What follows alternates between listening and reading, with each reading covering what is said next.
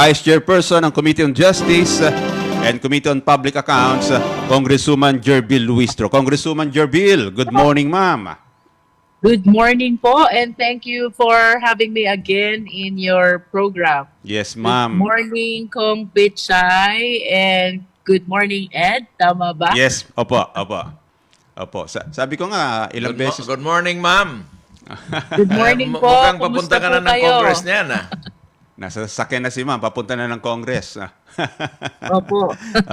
Anyway, ilang beses na rin nating na-interview si Congresswoman, but in person, di pa kami nagkikita. Bagamat pumupunta ako ng Congress, pero hindi pa kami nagkausap in person. Kasalanan mo yan, Ed.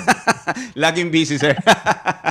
Laging busy. Anyway, ma'am, ang hearing ngayon ay wala ang dating Pangulo. Sumulat na po sa komite, hindi ho ba?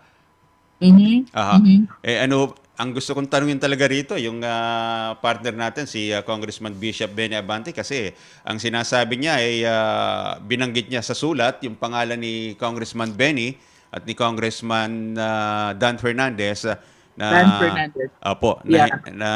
hindi raw apparently, patas. Ed, in the letter of the former president, he's questioning the Integrity.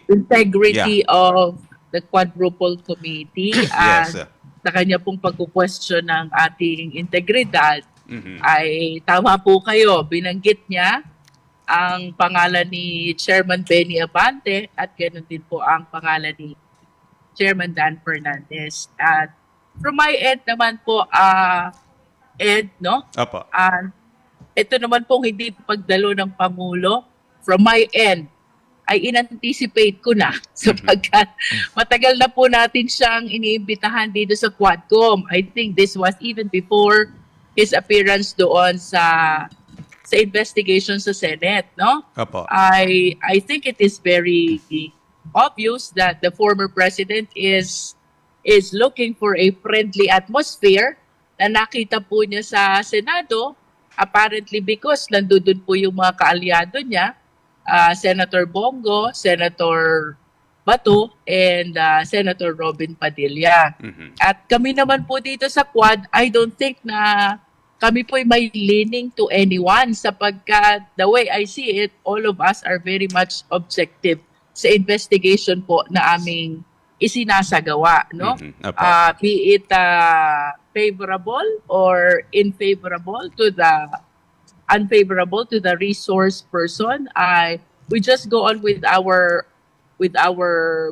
becoming objective in ferreting out the truth and in seeking justice for the oppressed, and ultimately in coming up with responsive legislation to the findings that we were able to establish, no? Opo. So again, Ed, Cong Pichay, about the non-appearance of the former president in today's hearing, tingin ko naman hindi lang ako nag-anticipate noon. I think most of the Filipino people did anticipate na hindi talaga siya mag-a-appear, just like his position even before his appearance in the Senate, no? Apparently, ang parameter ni former president in appearing in the investigation is whether the atmosphere is friendly or not, at ang kanyang basis in determining whether it is friendly or not ay kapag may kaalyado siya dito sa investigation panel, no? Ed? Pero alam mo, Congresswoman, maliwanag naman yung sinasabi niya. If I will have to do it again, I will dodoblehin ko pa, doblado. Sabi You are niya. very much correct, Cong Pichay. As a matter of fact, kung babalikan po natin lahat na naging pronouncements ng ating dating Pangulo, no? Kumpleto na eh. Kumpleto na lahat ng sinabi niya, di ba? And the truth of the matter is lahat ng sinabi niya corroborated na rin ng ating mga resource persons in the persons of Colonel Garma and Colonel Leonardo. So from my end, Cong Pichay, tingin ko ay the reason kung bakit gusto lang natin siya isalang sa investigation is to make it under oath, no? Pero yung existence ng pronouncement niya, I think they were made public already even during his time as President of the Republic of the Philippines. So lahat ng sinabi niya during the investigation in the Senate, parang it's not a surprise to us anymore kasi yun na rin yung sinasabi niya even during his time as president, no? Kahit nung hindi pa nga siya presidente, Congresswoman, sabi na niya, pag ako naging Pangulo ng Pilipinas, dadanak ang dugo sa Manila Bay. Yeah. Oh, di ba maliwanag yun? Yeah. Totoo yan, totoo yan. Anyway, Tama po yun, Kong Pichay, pero liwanagin din po natin sa ating mga listeners on drugs, no? Tayo po lahat ay nagkakaisa, whether from the Duterte administration, whether from the Marcos administration, tayo po lahat ay against sa drugs. Ayaw po natin ng droga sapagkat we believe that it is a social menace na nakakasira ng buhay ng ating kabataan. Subalit may kasabihan tayo, Kong Pichay, the end does not justify the means. What we are questioning in our investigation is the manner by which the war on drugs was implemented. Well, what we fondly call extra-judicial killing, di ba? Yeah. This is a civilized society where we recognize the rule of law. Dapat pairali natin yung batas sa halip na inilalagay sa ating mga government institutions. So no one is above the law, right? right. No one is above the law. Well, it's just the manner Yes, you're of very much correct implementing about it. that. Yes. Kaya lang, everyone, talagang karamihan, hindi naman everyone, majority of the Filipinos, they hate drugs. Kaya lang, they agree with the drug campaign, but not the way it was done, right? Yeah. Mukhang tama Yes, yun. that is very much correct, Kong Pichay, no? May tanong lang ako, Kong. Pagdating dito sa mga... May tanong lang ako. Yes, Kong. Okay. They filed a case sa ICC when he was still the President of the Republic of the Philippines. Now, alam naman natin na yung international laws has to conform with our Constitution. Tama po ba? Tama po, Kong Pichay. So, the fact that he was still an incumbent president, dapat immune from suit yung ating Pangulo because siya naman ang nakasaad sa saligang batas, di po ba? Yes, Kong Pichay. So, in other words, technically, yung filing doon sa ICC should be Invalid. Nullified. Nullified. Kasi incumbent pa siya noon eh. Ngayon dapat mag-file ng case sa local courts that he is no longer the President of the Republic of the Philippines. So, Well, my appreciation about that, I do acknowledge that the international laws have the same force as our local laws, no? Yes. So, I recognize the authority of the ICC in taking jurisdiction over those cases. In the same way that the local courts today has the equal authority to take jurisdiction over these cases. Kaya lang merong tinatawag na rule, complementary rule yata yun, tawag sa ICC, na the moment our local courts takes jurisdiction over the cases of EJK, for example, ay parang they will differ to the Yes. jurisdiction of the local courts, no? Yun na nga. It is my humble submission, Kong Pichay, no, na since this is an international body which takes care of the crimes against humanity, notwithstanding the fact that he was a president during that time, I wish to believe that the ICC still has jurisdiction over those cases, no? Kaya lang ito nga ay kumbaga kasabay ng jurisdiction na pwedeng i-acquire ng ating local courts, in which case we really have to take a stand kung saan ba natin gusto madinig itong kaso ng ating dating Pangulo. Sa ICC ba o dito sa local courts? Bagaman, we are independent from the ICC sapagkat pwede naman tayong mag-file ng kaso without regard dun sa nagiging development ng investigation ng ICC. As a matter of fact, medyo nagtatagal din itong investigation ng ICC. If you remember, kagaya ng sinabi mo, this is started during his time as president, no? Tapos, ngayon, ibang administrasyon na and bagaman sinasabi ni Attorney Conti, the volunteer lawyer to ICC, na malapit na, we still cannot tell. Pero dito sa ating investigation sa Quadcom, we're coming up with a lot of findings already na kung gugustuhin ni DOJ na mag-file na ng kaso, i-prosecute na yung mga responsible for the war on drugs, I think we can very much act on them independently from the ICC, Cong Pichay. I agree.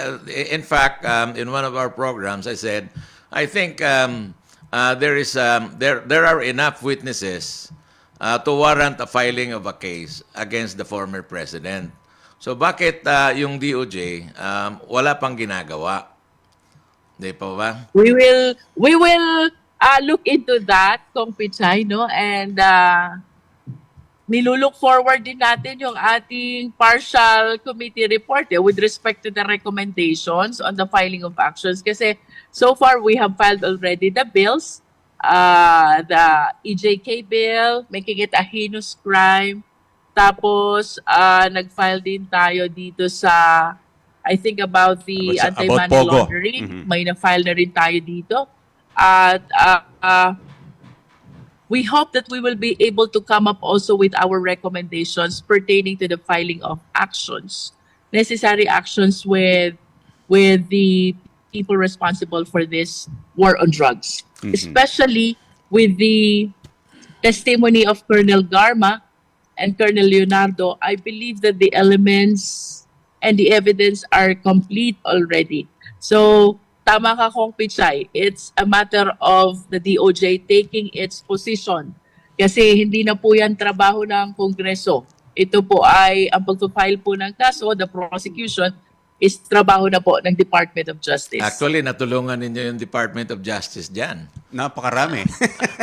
Dapat trabaho nila mag-imbestiga niyan. But of course we acknowledge the fact na ito pong ating mga na-establish na ebidensya kung Pichay was in the process of conducting an inquiry in aid of legislation because we wanted to improve the Philippine laws. Ay nakahukay po tayo ng mga ganitong ebidensya which we are taking positively na magagamit naman ng Department of Justice in filing and prosecuting these crimes against those responsible. Ma'am, balikan ko lang yung hindi pagkilos ng DOJ sa pag-file ng case against the former president. Sa tingin niyo ho ba bilang isang abogado, kung gagawin ng DOJ ngayon yan, hindi ba ito papabor sa dating Pangulo? Kasi yung binanggit mo kaninang complementary rule ba yun? Yung banggit nyo kanina na pagka may case ng file dito sa local courts, ay ang ICC ay posibleng ihinto rin yung kanilang investigation. Kanino ho ba papabor yun? Pag may case ng file sa local court, yes. Yeah. The ICC may defer to the Philippine court, no? It depends, no? Hindi natin kasi alam how strong the evidence of the ICC already has, no? Sa atin naman, ang kaya lang natin assess are the evidence which the Philippine courts or the Philippine government offices are already in possession. So far from my end, ang kaya lang natin assess what we have established already in the Quad, no? Kaya sana ay mapag-aralan ding mabuti ito ng DOJ kung alin ba ang mas makakatulong in this war on drugs. Ito bang mag-file tayo ng kaso dito sa Pilipinas o should we depend on the investigation which is being conducted by the ICC? Kasi I understand that in the past or even up to this time, parang may coordination ba?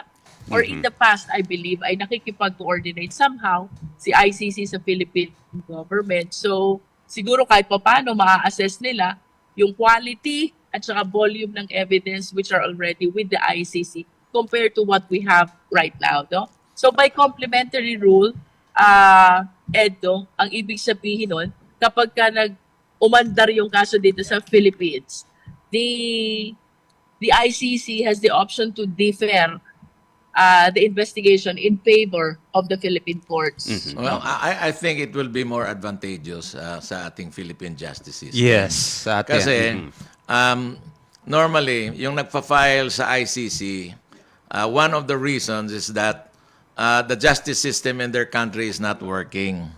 So Correct. nakakahiya naman kung hindi tayo magpa-file ng case dito. That means our justice system in the Philippines working. is not working. So it would be very, very advantageous to the Philippine government if cases will be filed here. Para naman That is one masasabi. important view of Cong Pichay, no?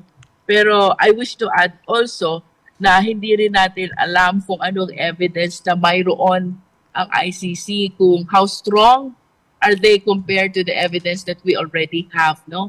If for example si Las Cañas is with them, no? Yes. Ako ay honestly submit na napaka-strong ng evidence ng testimony ni Las Cañas, considering na he used to belong to the DDS. Baudet squad, na sila mismo yung nagpe-perpetrate nitong mga criminal actions of summary execution. I call it summary execution kasi kapag kinagalitan kanila, wala nang kaso-kaso, pinapatay na lang. Ang tawag ko doon summary execution, di ba? So, yung puntong yon, gusto kong mapag-aralan sana ng DOJ kung alin ba ang mas mabigat na ebidensyang mayroon tayo ba o ang ICC. Pero tamang-tama din si Cong Pichay na napakagandang dito matuloy sa Philippines because that will mean that we have a working justice system here in our country. Saka, Congresswoman, napakadaming testigo talaga yung nakalap nyo. And they testified under oath. So, na-establish talaga nyo yung reward system. And then, kung complementary naman, makukuha rin yung testimony nila Las Cañas. Ay, nako, napaka-strong ng case. Napaka-strong ng case. I think you have more evidence here in the Philippines than the ICC. Yes, Cong Pichay. I hope and I think it will be best kung magkakaroon ng pagkakataon for the ICC and the Philippine government to work together, no? This thing I am not able to observe nowadays. Hindi ko alam kung mayroon pero wala akong nakikita, no? That is for the record. Wala akong nakikita coordination between them. Pero I think that it will help a lot our case kung mayroong coordination na nangyayari between this international tribunal and the Philippine government in as far as prosecuting the cases of extrajudicial killing. Ma'am, may isa pa akong itatanong. I hope yung mga kababayan po nating nanonood at nakikinig sa atin ngayon ay wag mong malito kasi different case po ito pero Duterte pa rin ang involved, which is the Vice President naman, ma'am. Kasi kahapon dinidiscuss na namin dito sa program with Kong Butch Pichay and Kong Benny Abante, yung pong nabanggit po ninyo na may nakita ka ng prima facie evidence para po sa posibleng pag-file ng case of malversation and breach of public trust against the Vice President. Ang naging takbo po ng usapan namin ngayon, saan i-apply ito? As the Vice President acting as Vice President or the Vice President acting as Education Secretary? Ay alam naman ho natin, ang Vice President is impeachable position. Hindi po ba? So, pakipaliwanag nga po, ma'am, yung na-observe ninyo. Just to give you a background, yesterday, I asked Benny Abante, ano bang inimbestigahan nyo dyan sa good government? DepEd raw. So, I said, kung DepEd ang iniimbestigahan nyo dyan, then you're investigating the Vice President as Education Secretary of the Department of Education. Sabi ko sa kanya, there should be an investigation also kasi mas may magandang ebidensya dito sa Office of the Vice President. Dapat may investigation din dyan as far as the confidential fund is concerned sa Office of the Vice President. Kasi, like for example, yung mga rental ng mga safe houses or yung mga offices ng Vice President, exorbitant yung rent eh. Kasi like in my province, napakaliit lang ng opisina, siguro mga 15,000 to 20,000 lang yon. And yet, umabot ng magkano yung yearly annual rental? 54 million. Mhm. So sabi ko, you have to draw the line between the Office of the Vice President and as Secretary of the Department of Education. So yun lang yung background. Yes, ma'am. Ano ho ba yung ano natin doon? Ano yung appreciation nyo sa pagsasabi ninyo na pwede siyang kasuhan ng malversation at breach? Yung breach, siyempre, impeachable offense yun, di ho ba? Breach of public trust, eh. Congresswoman? Hello, ma'am? Mukhang humina yung signal. Dali po at nag-lag. Humina po yung signal. Mobile ho kasi si Congresswoman Jinky Luistro. Grabe, ha? So, tamang-tama, sir, ano, pride ng Pilipinas, yung binanggit mo kanina na kung magpa-file tayo ng case dito, talagang papakita natin ang justice system sa atin ay gumagana.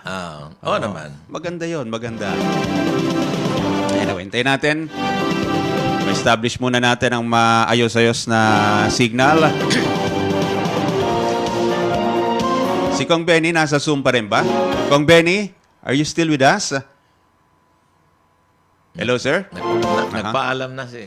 Yes. Andito na ako. Ayun. Saan ka na? Nasa sasakyan na rin siguro ito. May nag-interview pa eh. Kaya pero paalis na rin ako. Ako'y mauna na sa inyo. Yes, sir. Yes, sir. Oy, may 9:30 daw kayong filing, sir, ng bill, ha? Meron pangatlo. Aha, may ito naman ay I think yung ipapile ninyo ngayon in relation pa rin na product ng investigation ninyo, yung ang layunin is forfeiting the illegally acquired foreign-owned real estate. Ito yung mga lupa na binili. Tama. Kasi wala tayong magawa doon eh. Ang laki-laki ng mga property ng mga Pogo Hub eh. Bakit illegally acquired kung nagbayad naman? Dayuhan.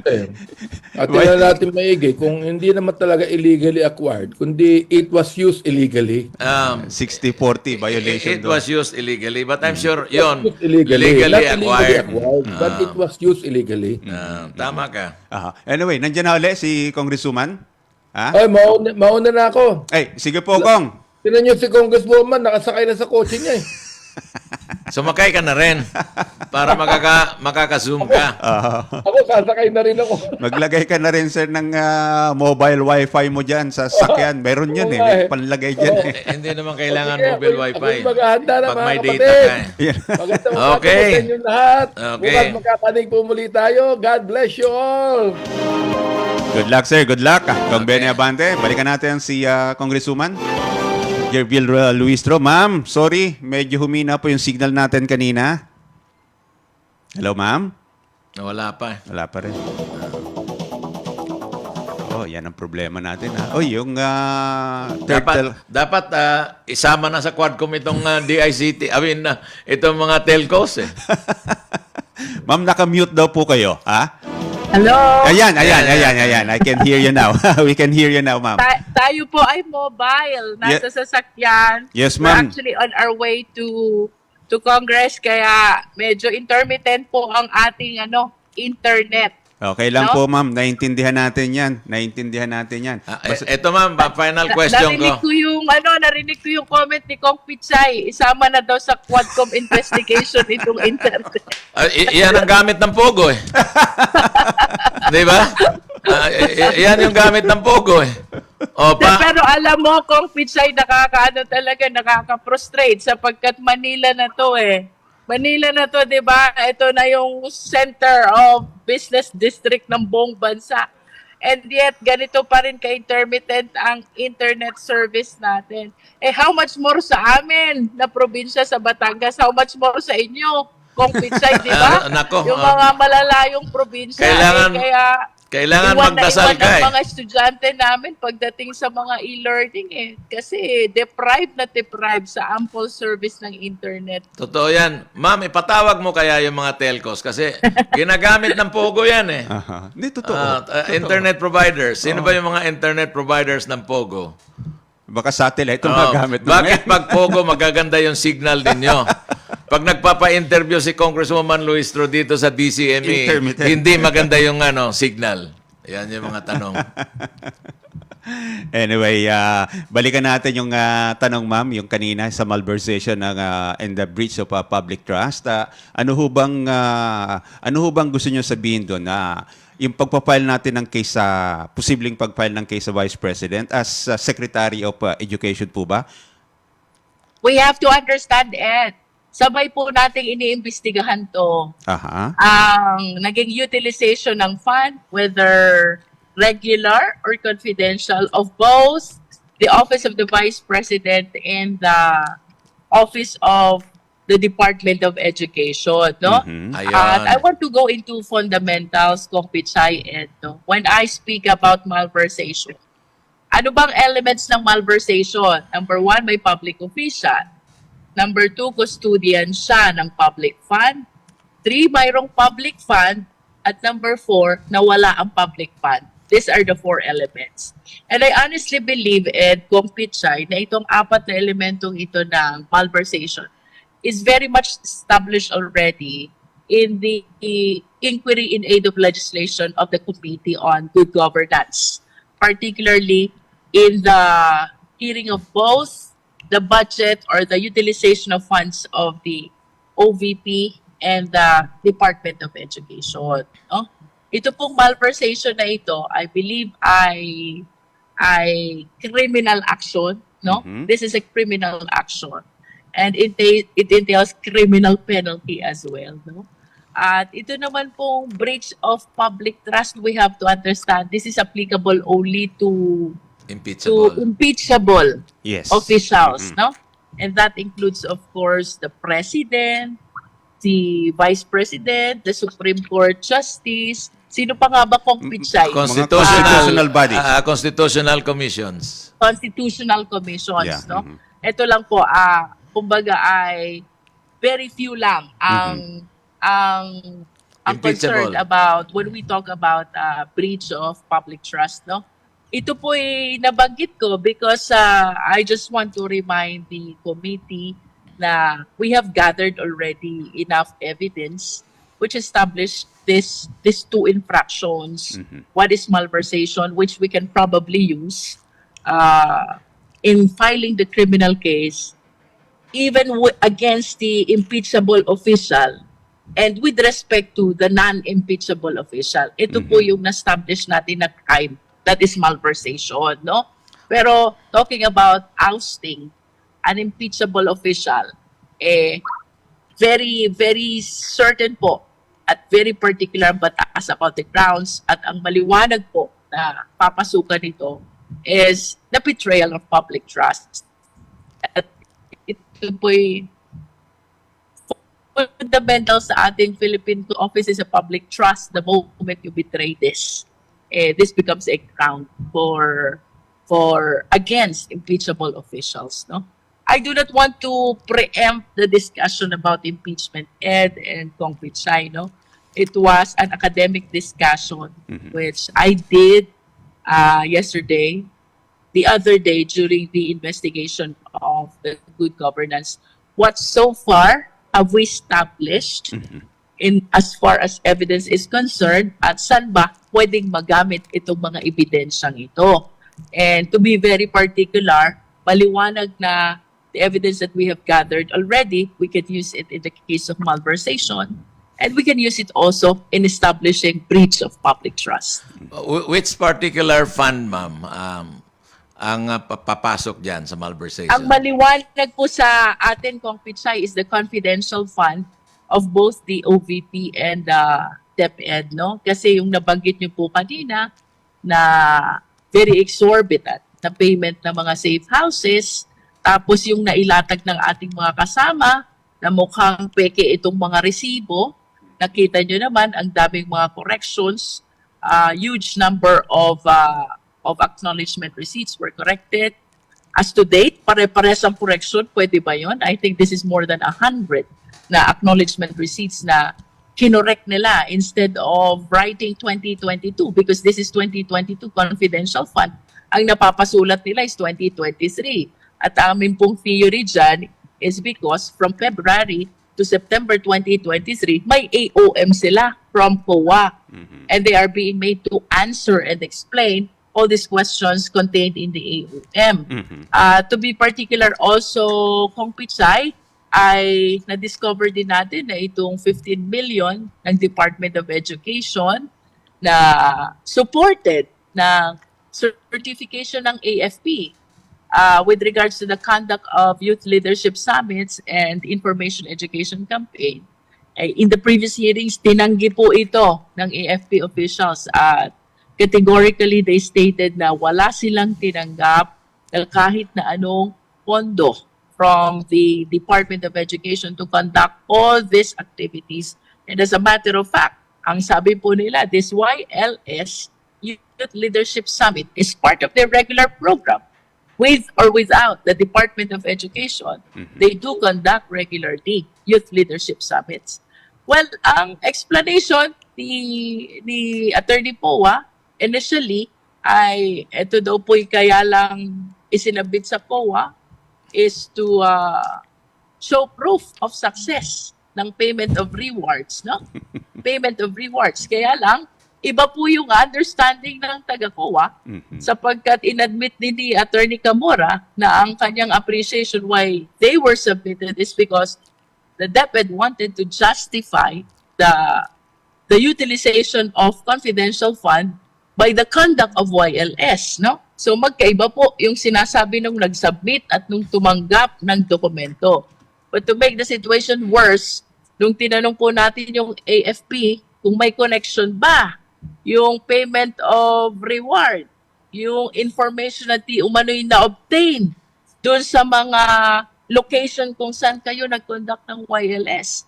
Ang sabi po ni Yusek Pempin, wala siyang alam when he is the point person pagdating po dito sa mga military officials. And even those military officials who appeared in the previous hearings ay wala rin pong masabing mga information or any connection with the payment of reward. So apparently, wala pong relasyon yung sinasabi ng DepEd na payment of reward with the conduct of YLS by the AFP or the military officers, no? So, when we talk about the possible cases of malversation and breach of public trust, ang maliwanag na po dito, Kong Pichay, is the utilization of confidential fund.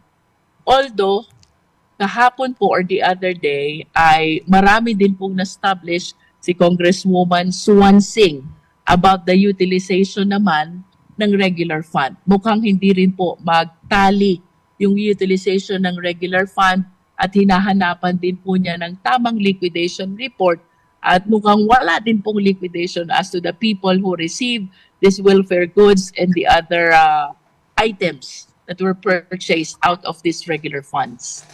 Kong Pichay? Napakaganda po, ma'am. Kahapon din kasi, one of my theories is that in the first place, ang DepEd does not qualify to receive intelligence fund. Yeah. Kasi ang mandate naman dyan is to educate. That is very true, Kong Pichay. So, kung maglalagay ka dyan ng confidential fund, para sa ano? Yeah. Di ba? Ang confidential fund kasi normally anti-insurgency, anti-drug campaign, and some other criminal acts, no? Pero ang mandate ng Department of Education is to educate, not to run after the rebels, not to run after the drug lords. Merong mga agencies yan I think, Kong Pichay, we have to share also that this is the first time na nagkaroon ng confidential fund ang Department of Education during the time of our Vice President, no? Totoo yan. That's why, in general, I just said, by the mere fact na may intelligence fund or confidential fund ang Department of ang Department of Education, that itself is already a manifest of malversation dahil hindi naman mandate nila yan. And we have to invite the attention also of our kababayan kasi doon po sa press ko ng ating Vice President ay talagang medyo pinoint out po niya doon na ang confidential fund daw po ay nagamit to obtain information. Obtain information na ibibigay sa military kung saan isasagawa dapat ang YLS at ang IECs. Medyo, I really find this strange, no? Iminanifest ko pa to kung Pichay. Sabi ko parang nabaligtad. Parang nabaligtad. Yung institution or yung agency na may mandato to secure our national interest and security, to protect our national interest and security, ngayon ang aasa sa DepEd pagdating sa information, confidential information. And I find it so strange. Sabi ko baligtad eh. Dapat itong ganitong confidential information sa Department of National Defense nang gagaling, tapos ipinoprovide dito sa mga civilian agencies. But the situation which is being presented to us ay DepEd daw ang nagbibigay ng information sa DND or sa Department of National Defense. Parang ang hirap po nitong maunawaan kong Pichay. Totoo yan. Talagang kahapon nga tawa ko ng tawa dahil kailan pa nagiging tawag nito? Kailan pa nagiging agent ang Department of Education? Hindi naman mandato nila yan. Kaya nga, ang daming redundancy dyan sa Office of the Vice President at saka Office ng Department of Education na parang it's just like we are trying to usurp the power of the armed forces, the power of the police. Parang ganon eh. We further examined also Kong Pichay, the documents with the COA, no? Ang total utilization po dito sa YLS, which purportedly are supported by the certifications from the AFP, is 15 million, no? Pero pag sinabi mong YLS, pag sinabi mong IECs, ang nakalagay na purpose dun sa certification, to prevent recruitment of teachers and students by extremists and terrorists, no? So, it is my humble submission na ang pinupunto nilang programa is the counterinsurgency program. Kaya lang nung tinignan mo yung expenditures dun sa counterinsurgency program, it is only 4,050,000. When the total utilization for the YLS is 15 million. 15,540,000. So, merong unaccounted pa na 11 million. Saan napunta yung 11 million? That is if we will be anchoring our interpretation on the 4 programs of the DepEd, which includes counterinsurgency, abuse prevention, anti-illegal activities, and anti-terrorism. No? Yung YLS, pumasok siya sa counterinsurgency, pero hindi fully liquidated yung 15 million because the expenditure for the counterinsurgency is only 4 million. So nasaan pa yung 11 million? Yun ang hanapin natin. If we will be anchoring our interpretation naman on the payment of reward, vis-a-vis the recipient of the YLS. Hindi rin magtama kung Pichay eh. Dahil ako ang aking honest submission na dapat ang magbibigay sa iyo ng information taga ron din sa location ng YLS. At ang nagtatali lamang po is also around 4 million. Ibig sabihin yung binayaran nila ng reward allegedly for obtaining confidential information, taga-ibang lugar. Tapos ang kanilang pinaghulda ng YLS, which is the activity, di umano, resulting from the obtaining this information, is a different place. Kaya nag-illustrate pa ako dun sa taga-COA, pwede ba ako iyon ha? Taga Batangas yung nag-provide ng information, tapos yung confidential information na sasabihin niya is tungkol sa Surigao. Ano naman kung nalalaman ng isang nasa Batangas dun sa Surigao? Ang layo. In other words, kung Pichay ang nagtali, if we will be correlating the source of the information na di umano'y binayaran ng reward at yung mga site ng YLS, out of 15 million, 4 million lang ang nagtali. So yung 11 million hindi consistent ang location ng source of information at ang naging site ng YLS nila. Anyway, siguro kailangan natin ng... So, you think, Congresswoman, you can reconcile that? Ibig sabihin, makikita nyo kung saan talaga napunta yung 11 million?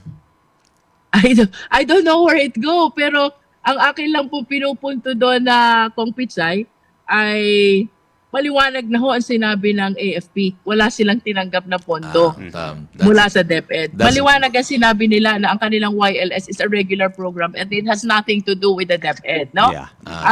Kumbaga, ang ating discussion is just giving the benefit of the doubt dun sa sinabi ng ating Vice President na itong perang confidential fund ay ginamit in obtaining information na ibinibigay sa military where they should hold the YLS. Medyo inassume po natin yon. Inassume natin yon for purposes of discussion only. Pero nung inassume natin at inanalyze natin yung figures, hindi rin magtali. Kasi if we will be anchoring it on the programs, 4 million lang ang accounted. 11 million remains unaccounted. But if we will be anchoring it on the location of the YLS vis-a-vis the location of the source of the information, 4 million rin lang ang tali, ang 11 million unaccounted din. So, even the representation that the Vice President wished to provide ay hindi rin ho ma-reconcile yung figures. Bagaman, ako po ay submitted na. Enough na po sa akin yung sinabi ng AFP na wala silang pakialam doon sa programs ng DepEd because their YLS is part of their regular programs with or without DepEd. They are holding the youth leadership. With those evidences, Congresswoman, what would be the next step na gagawin ng committee? Well, I think we still have a lot of evidence to show, kaya hindi pa rin po makakonclude. And these are equally important and strong, no? And as to what will be the recommendation of the Committee on Good Governance, of course, you understand, Kong Pichay, that this is a collegial body. The Committee on Good Governance and even the 19th Congress of the Philippines is a collegial body. We are just one of the so many members of the committee and the so many members of the Congress, no? We just hope and pray na sana ay we hold responsible all the people who are accountable for this fund, because at the end of the day, lagi natin pong tatandaan, ito pong perang ito ay pera ng taong bayan. At without sounding repetitive, kaya po tayo naririto, pinagtiwalaan tayo ng taong bayan. And we are responsible to account for all this money. Public office is a public trust. I think everybody should know that. Totoo yan. And Congress, the House of Representatives, they have the oversight because they are the ones that pass the budget. They are also the ones that should have an oversight over the budget para alam talaga ng taong bayan, kasi representative ng taong bayan yan eh. Yung mga congressmen, para alam ng taong bayan kung talagang saan ginastos yung pondo na pera naman ng taong bayan yan. That was pointed out also during the hearing by Kong Noy Defensor, no? Ang sabi niya, walang pwedeng kumwestiyon about this inquiry in aid of legislation dahil people should understand na lahat ng pondo ay galing sa legislation. So, his position and his argument was very much consistent to your argument, Kong Pichay, na lahat ng pondo ay produkto ng legislation ng Congress. So, lahat ng investigasyon concerning the funds rightfully is within the jurisdiction of inquiry in aid of legislation. True. Wala pong pondong lumalabas ng walang batas. Dahil lahat ng pondo ay napapaloob sa ating batas, we call it the General Appropriations Act, of course. At kahit naisabatas na yan, hindi tapos yung trabaho ng Kongreso. Kailangan din i-oversight yan. Yes. Sige, kailangan magtatanong. And I truly appreciate, Kong Pichay, this oversight power of Congress, no? Mm-hmm. This is even beyond the power to pass the GAA kasi ito yung mas mahaba eh. Ito yung mas mabigat. to make sure that the people in the government strictly implemented the budget that was entrusted to them through the General Appropriations Act, no? Well To said. emphasize that, ma'am, in the United States of America, ang COA is under Congress. Wow. Ang COA is under Congress. Kasi oversight eh. Oversight. Dito sa Pilipinas is a constitutional body. Pero doon talagang nasa sa Congress yan. Pero what we need to point out, Kong Pichay, as an end result of this investigation, because we have to understand that our intention really ultimately is to come up with a legislation to avoid these kinds of abuses.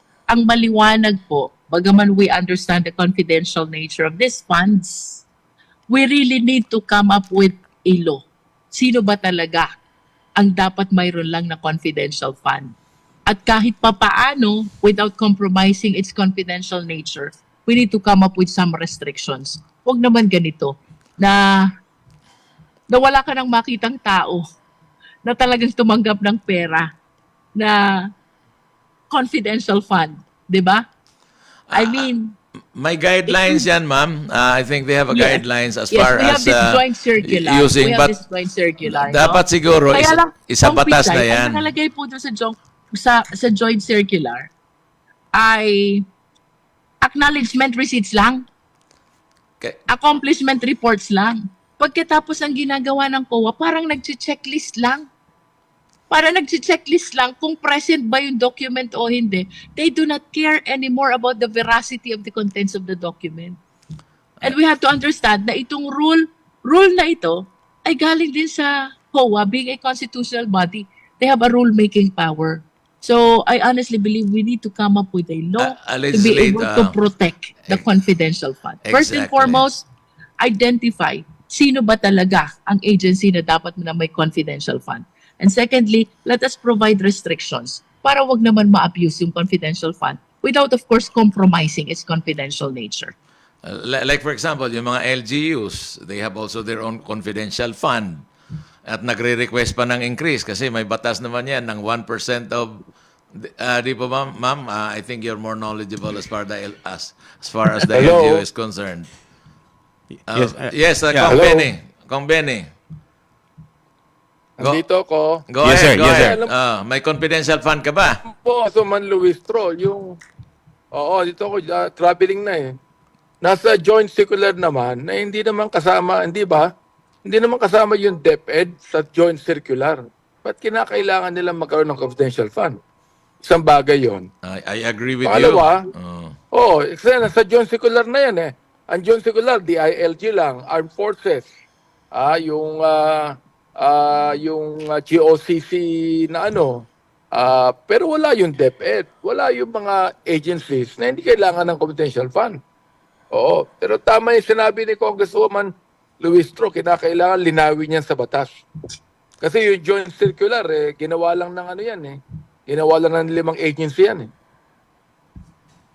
Anyway, siguro natin yan, dagdagan pa natin ng ibang oras yan, yung discussion na yan. Pagpatuloy natin bukas. Patuloy natin yan. So, for the meantime, pasalamatan muna natin si Congresswoman Jinky Luistro na talagang kahit nagre-review ito, ang alam ko nagre-review ito habang patungo ng Kongreso. Pero kausap tayo ngayon. Ma'am, thank you very much. Maraming salamat, Ed. Thank you, Bishop Benny and Kong Pichay. I am really honored every time I join this program. And of course, binabati ko na rin po lahat ng aking mga kababayan from Batangas 2nd District, Mabini, Bawan, San Pascual, San Luis, Lobo, at Tigloy. At lahat po ng mga kapwa natin Pilipino. Kung gusto man, Jinky, alam mo na, handang-handa ka na. Saan? Sige. Quadcom natin ang Mamaya, manonood kami. Nandun ako. Yung gusto kong resource person hindi darating eh. Di bale, meron pa namang iba dyan. Actually, this is our frustration eh. Yung mga gusto mong tanungin, sila yung hindi dumarating. Yun na nga po eh. Anyway, again, ma'am, thank you very much and good luck. Thank you very much for enlightening our viewers and listeners And with your insights and with your findings, talagang very, very informative yan. And Thank you, Cong Pichay. It's always my pleasure. You're one of the congressmen and women that I really admire. Thank you, thank you. I am honored. Thank you pa. Yes, Congresswoman Luistro.